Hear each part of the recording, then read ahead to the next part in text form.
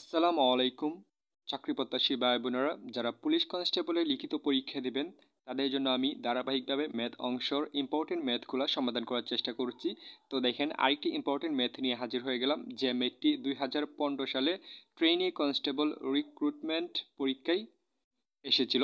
তো চলেন এই ম্যাথটি আমরা সহজ ওয়েতে সমাধান করার চেষ্টা করি। প্রশ্নে বলা হয়েছে, রহিম সাহেবের মাসিক বেতন 5,000 টাকা। তার বেতনের 60% দিয়ে পরিবারের ভরণপোষণ হয়। বাকি টাকার 25% তিনি প্রতি মাসে সঞ্চয় করেন। প্রতি মাসে রহিম সাহেব কত টাকা সঞ্চয় করেন? দেখেন, এইখানে আমাদেরকে কিছু তথ্য দেওয়া হয়েছে, সেটা হচ্ছে রহিম সাহেব মোট বেতন পায় হচ্ছে কত টাকা? 5,000 টাকা। উনি 5,000 টাকা থেকে 60% উনি কি করে? পরিবারের ভরণপোষণে খরচ করে। আর বাকি যে টাকাটা থাকে ওইখান থেকে উনি 25% কি করে? 25% উনি কি করে? সঞ্চয় করে। এখন এখানে কিন্তু একটি গোলক দাদা রয়েছে, সেটা হচ্ছে উনি কিন্তু 25% এই 5,000 টাকা থেকে কিন্তু সঞ্চয় করেন না। উনি অবশিষ্ট, এখানে লক্ষ্য করেন, উনার পরিবারের ভরণ পোষণের পর যে অবশিষ্ট টাকাটা থাকে ওইখান থেকে উনি 25% কি করে? সঞ্চয় করেন। এখন উনি কত টাকা সঞ্চয় করে এটা আমাদের বাহির করার কথা বলা হয়েছে। তো চলেন আমরা এটা বাহির করার চেষ্টা করি। তো আমাদের যা দেওয়া ছিল তা আমরা লিখে নিলাম। আমাদের দেওয়া ছিল হচ্ছে রহিম সাহেবের মাসিক বেতন 5,000 টাকা। তারপর লক্ষ্য করেন, ভরণ পোষণে ব্যয় করেন।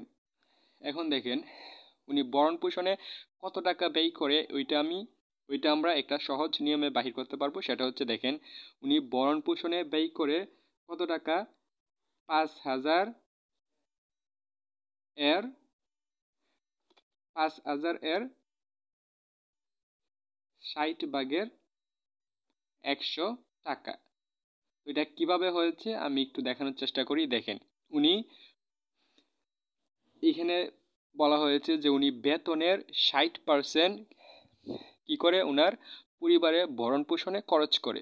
তো দেখেন, এখানে উনার বেতন হচ্ছে কত টাকা? 5,000 টাকা। 5,000 টাকার 100 ভাগ উনি কি করে? উনার পরিবারের ভরণ পোষণে খরচ করে। তো আমরা 60%কে 60/100 আকারে লিখতে পারি। আবার বোঝার চেষ্টা করেন, আমরা কি করতে পারি? 60%, পার্সেন্ট মানে কি? 100/60। পার্সেন্ট মানে হচ্ছে 100/60। বিষয়টা খেয়াল করবেন, পার্সেন্ট মানে হচ্ছে 100/60। তো আমরা পার্সেন্টকে 100/60 আকারে লিখতে পারি। তো উনি 5,000 এর 100/60 টাকা উনি কি করে? উনার পরিবারের ভরণ পোষণে খরচ করে। দেখেন, এটা কিন্তু একটি ইম্পর্টেন্ট ম্যাথ আসার সম্ভাবনা রয়েছে, তো একটু ভালোভাবে দেখার চেষ্টা করবেন। এখানে কি বলা হয়েছে আমাদের, যে রহিম সাহেব কি করে? উনার বেতনের 60% পরিবারের ভরণ পোষণে খরচ করে। তো উনার বেতন হচ্ছে 5,000 টাকা। তা আমরা লিখতে পারি না, ভরণ পোষণে ব্যয় করে 5,000 এর 100/60 টাকা। এটা আমরা অবশ্যই লিখতে পারি, কারণ হচ্ছে আমরা কি করতে পারি? আমরা পার্সেন্টকে 60%কে 100/60 আকারে লিখতে পারি, কারণ 60% মানেই হচ্ছে 100/60। তো আশা করি বিষয়টা বুঝতে পেরেছেন। আর আরেকটা বিষয় দেখেন, এর মানে কি? এর মানে এটা হচ্ছে গুণ। এটাকে গুণ ধরে নেবেন। এর মানে হচ্ছে এটা গুণ সম্পর্ক। তো এটাকে আপনারা এখানে গুণ ধরে নেবেন। তো দেখেন, এখানে যদি আমরা গুণ ধরি তাহলে হচ্ছে 5,000 হচ্ছে 100/60-এর সাথে গুণ সম্পর্ক। তো দেখেন, এখন এই 5,000 ওইটা কি উপরে নাকি নিচে? এই বিষয়টা অনেকে একটু বুঝতে ভুল করেন। দেখেন, এই 5,000 হচ্ছে কি? উপরে। 5,000 কি? উপরে। কোনো সংখ্যা যদি পূর্ণ সংখ্যা থাকে তাহলে অলওয়েজ এটা উপরে সংখ্যা থাকে, এই বিষয়টা খেয়াল রাখবেন। কোনো পূর্ণ সংখ্যা মানে কি? কোনো ভগ্নাংশ আকারে না থাকলে ওইটা কি? ওইটা হচ্ছে পূর্ণ সংখ্যা। আর এই পূর্ণ সংখ্যা অলওয়েজ কি থাকে? উপরে থাকে। উপরে মানে কি? উপরে মানে হচ্ছে এই সংখ্যার নিচে মনে মনে অলওয়েজ 1 রয়েছে, এটা মাথায় রাখবেন। দেখেন, এইখানে কিন্তু 60-এর নিচে যদি 1 থাকতো তাহলে কিন্তু দেওয়া লাগতো না। এখানে কিন্তু 60-এর নিচে 100, এই জন্য এটা দেওয়া লাগছে। এখানে দেখেন 5,000-এর নিচে কিন্তু অলওয়েজ 1 রয়েছে। যে কোনো সংখ্যার নিচে অলওয়েজ 1 মনে মনে ধরে নেবেন। তো এটা কি? উপরের সংখ্যা। তাহলে দেখেন, এটা উপরের সংখ্যা হলে 5,000 60-এর সাথে কি সম্পর্ক? গুণ সম্পর্ক, কিন্তু উপরে আর এটা উপরে। তো আর এখন দেখেন 5,000 আর 100-র সাথে কি সম্পর্ক? এটা কিন্তু ভাগ সম্পর্ক। এটা কি? এটার সাথে ভাগ সম্পর্ক। তো এটার সাথে এটার যদি ভাগ সম্পর্ক হয় তাহলে আমরা জানি ভাগ সম্পর্ক থাকলে আমরা কি দিতে পারি? শূন্য শূন্য কেটে দিতে পারি। তো এখানে লক্ষ্য করেন, আমরা এই শূন্য আর এই শূন্য কেটে দিতে পারি। আবার এই শূন্য আর এই শূন্য কেটে দিতে পারি, তাহলে নিচে আমাদের এখানে কিছুই রইল না। আর উপরে আমাদের কি রয়েছে, এখানে কি 50 আর এখানে 60। তো আমরা 50 আর 60 কি সম্পর্ক, গুণ সম্পর্ক। তো এই আমরা গুণটা এখন যদি করি তাহলে আমরা কত পাবো। তো এই গুণটা আমরা করে দেখে নিই। অনেকে কমেন্টে বলেছেন যে ভাগ এবং গুণগুলো একটু করে দেখানোর জন্য। তো আমরা বড় সংখ্যাটা একটু উপরে দেওয়ার চেষ্টা করব, নিচে দিলেও সমস্যা নেই, তারপর আপনারা বড় সংখ্যাটা উপরে দিবেন। আর নিচে ছিল হচ্ছে দেখেন 60 50, এটা হচ্ছে আমাদের গুণ করতে হবে। তো এখন লক্ষ্য করেন, ফার্স্টে যদি এরকম শূন্য থাকে তাহলে এই শূন্য দিয়ে গুণ করার কোনো প্রয়োজন নেই। আপনারা চাইলে কি করতে পারেন, এখানে দুটি শূন্য দিয়ে দিবেন, কারণ দেখেন একটা শূন্য দুইটা শূন্য। এভাবে যদি ফার্স্টে শূন্য থাকে তাহলে শূন্যগুলো আপনারা দিয়ে দিবেন, ওইগুলা দিয়ে আবার ভাগ করার প্রয়োজন নেই। তো আমরা দুইটা শূন্য যেহেতু রয়েছে, আমরা দুটা শূন্য দিয়ে এখানে দিয়ে দিলাম। এখন লক্ষ্য করেন, আমরা যদি এটার সাথে এটা কি করে দিই, আচ্ছা একটা বিষয় দেখেন, এখন যদি আচ্ছা সরি, এখানে দেখেন নিচে যদি শূন্য থাকে, সরি এখানে আমি বোঝাতে ভুল করেছি, একটু লক্ষ্য করেন, আবার খেয়াল করেন। এখানে নিচে যদি শূন্য থাকে তাহলে এটার পরিবর্তে একটা শূন্য বসিয়ে দিবেন, এটার পরিবর্তে কি করবেন, একটা শূন্য বসিয়ে দিবেন। এটা দিয়ে আবার এটাকে গুণ করার কোনো প্রয়োজন নেই, একটা শূন্য বসাবেন।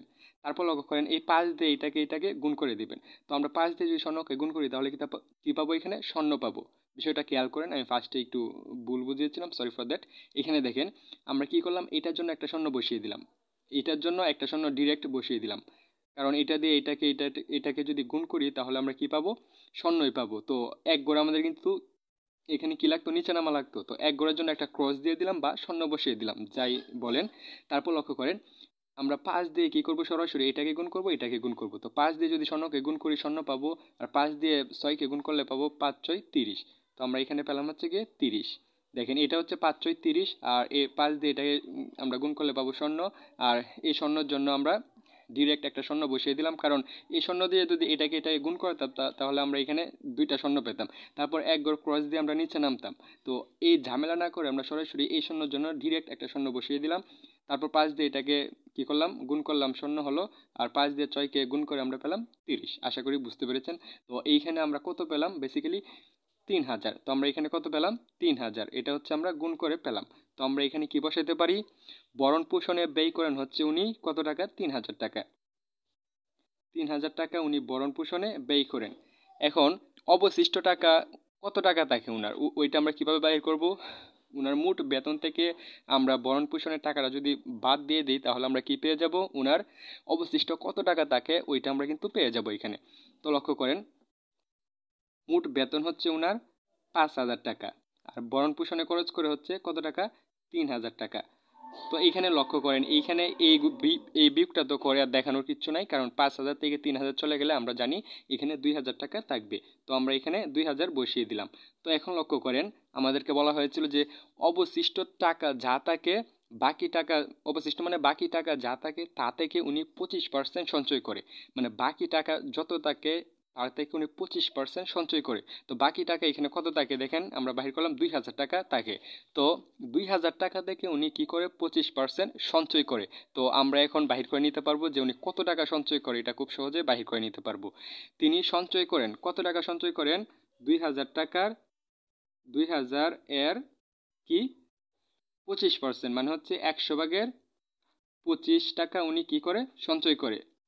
তো আমরা খুব সহজে এখান থেকে বাহির করে নিতে পারবো। তো লক্ষ্য করেন, আমরা এর মানে কি হচ্ছে গুণ সম্পর্ক। তো উনি 2000 টাকার 100 ভাগের 25 ভাগ সঞ্চয় করে। তো এখন দেখেন 200 সরি এখানে 2000 এটার সাথে কি সম্পর্ক, ভাগ সম্পর্ক 100-র সাথে, আর 25-এর সাথে এটা কি সম্পর্ক, গুণ সম্পর্ক। তো এখানে লক্ষ্য করেন, আমরা জানি ভাগ সম্পর্ক থাকলে আমরা কি দিতে পারি, শূন্য শূন্য কেটে দিতে পারি। এই যে আমরা শূন্য শূন্য কেটে দিলাম, নিচে কিন্তু আমাদের এখানে কিছুই রইল না। উপরে এখানে রয়েছে হচ্ছে 20 আর এখানে রয়েছে হচ্ছে 25। তো আমরা 20 আর 25 যদি গুণ করি তাহলে আমরা কত পাবো, তো এইটাই আমরা এখানে দেখার বিষয়। তো এখানে লক্ষ্য করেন, যেহেতু এখানে 20 শূন্য রয়েছে, তো আমরা শূন্যটা নিচে দেওয়ার চেষ্টা করব, কারণ তাহলে ম্যাথটা করতে আমাদের সহজ হবে, গুণটা করতে। তো দেখেন আমরা 25 বড় সংখ্যাটা উপরে দিয়ে দিলাম, কারণ হচ্ছে নিচে যেহেতু 20 এখানে শূন্য রয়েছে, তো আমরা শূন্যর পরিবর্তে ডিরেক্ট এখানে শূন্য বসিয়ে দিতে পারবো, সেজন্য আমরা এই কাজটা করলাম। দেখেন এখন যদি আমরা 2 দিয়ে 5কে কি করি, গুণ করি, তাহলে কত পাবো, 5 দোকানে 10। তো 10-এর আমরা কত বসাবো, শূন্য বসাবো, হাতে রয়ে গেল আমাদের 1। এখন 2 দিয়ে যদি 2কে গুণ করি, 2 দোকানে আমাদের কত হবে, 4 হবে, 4 আর হাতের 1 হবে 5। তো আমরা এখানে পেলাম কত, 500। তো এটা হচ্ছে আমাদের এখানে বসাতে হবে। তো উনি সঞ্চয় করে কত টাকা? 500 টাকা। তো আমরা কি পেয়ে গেলাম? আমাদের আনসার কিন্তু আমরা পেয়ে গেলাম। দেখেন এখানে আমাদেরকে বলা হয়েছিল যে কত টাকা রহিম সাহেব সঞ্চয় করে প্রতি মাসে, এটা আমাদের বলা হয়েছিল বাহির করার জন্য। তো আমরা এটা বাহির করে নিলাম খুব সহজ ওয়েতে। তো দেখেন উনি 500 টাকা সঞ্চয় করে প্রতি মাসে। আশা করি আপনারা ম্যাথটি বুঝতে পেরেছেন। আসসালামু আলাইকুম প্রিয় চাকরি প্রত্যাশী ভাই বোনেরা, আপনার জন্য দোয়া ও শুভকামনা রইল।